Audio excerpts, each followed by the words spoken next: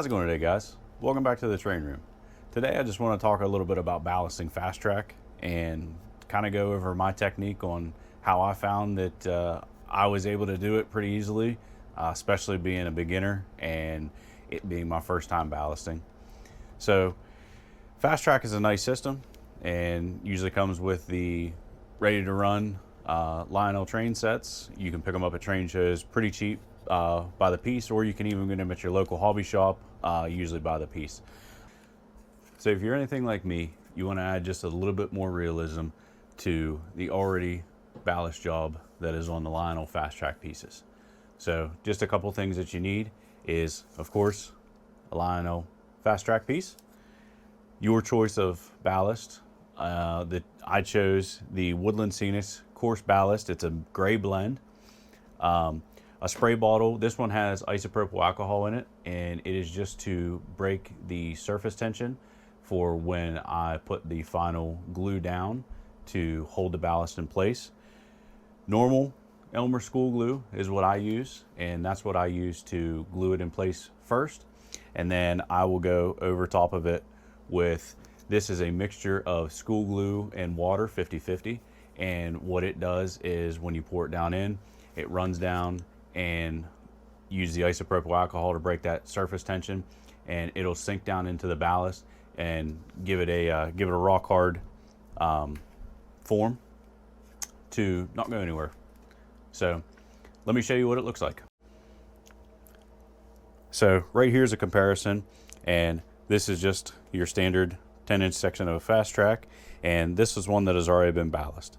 So what I do is I will take the Elmer's glue first off and put it down on top of the FasTrack, pour my ballast on. I usually use a plastic spoon, and then I will form it with a paintbrush and get any excess off of the top track here, because you don't want to get it sucked up by a locomotive.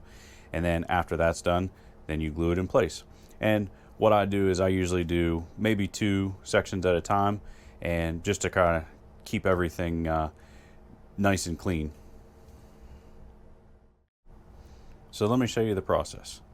So this is just a normal paintbrush is all I use, and then like I said, I usually dump it on with a spoon, and it makes it go real easy.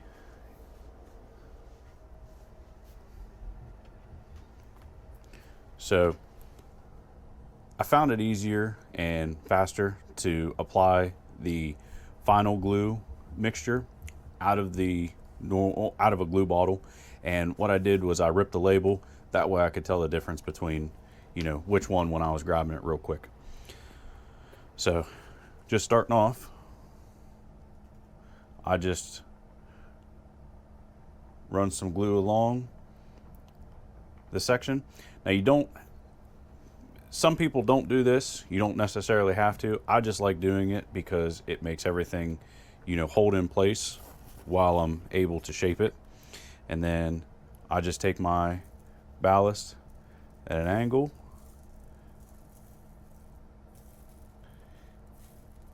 do one layer first,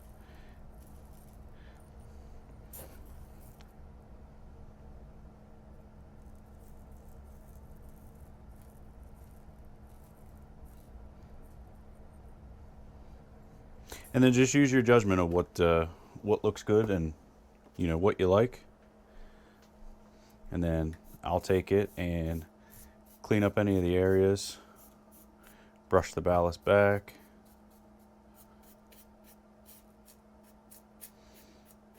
and kind of give it a little definition, not make it 100% even, and because that way it looks a lot more realistic.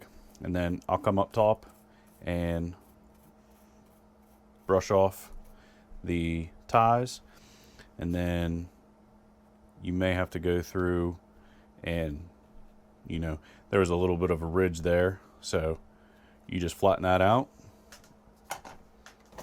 Take your spray bottle with your solution. Like I said, this is just isopropyl alcohol. You could use what's called wet water, of a mixture with water and a little bit of dish soap.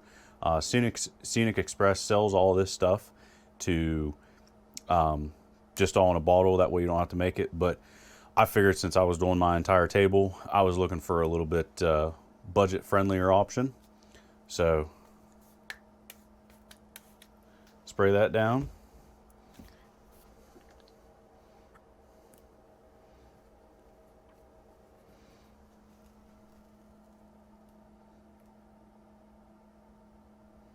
And then I start at the top and work my way down.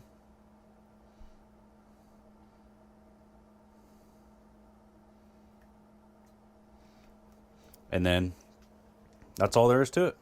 What's going to happen is all of this, the glue water mixture, is going to seep down in, and then it's going to create a rock hard bond where it's not going to move.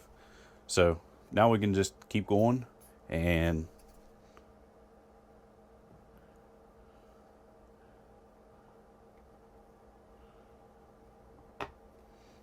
do the next 10-inch section.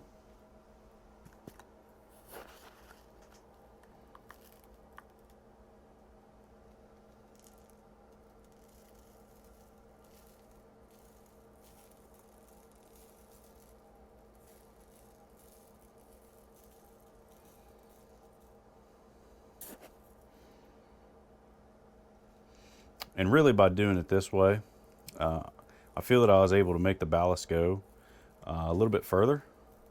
So I was able to do the entire back section, which is about 12 foot long, and then my curves. And I'm only on my second bottle of ballast. So I did feel that the coarse ballast fit the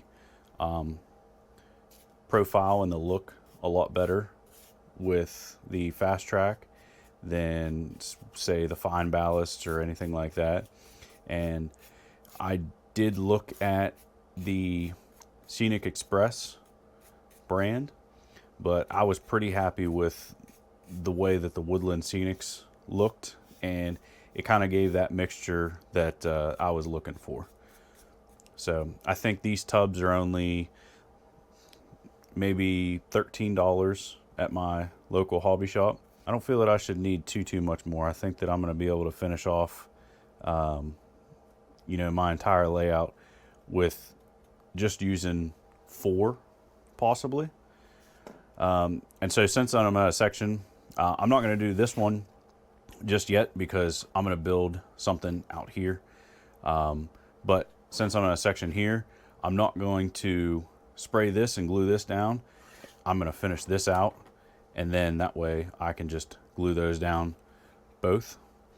So put a little bit in between here.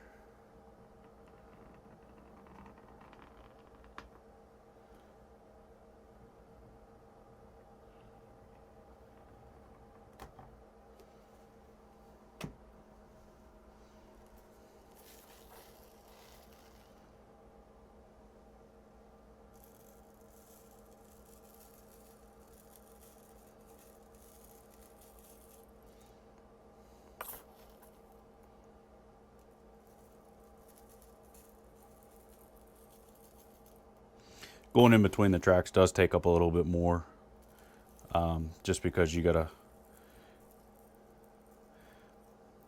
fill that in.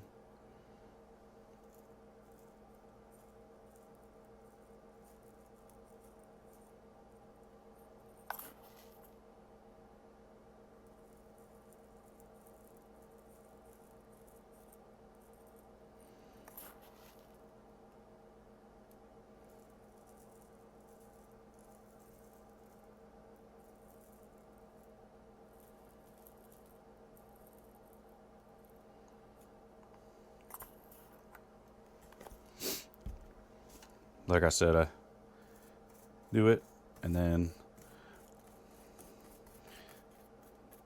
you can work it into the crevice.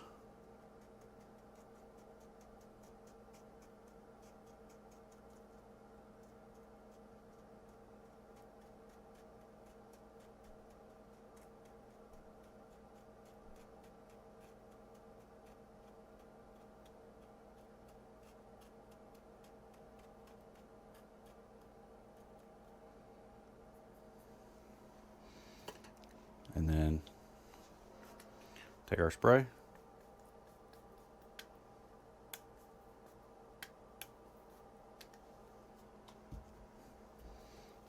And then our 50-50 mixture.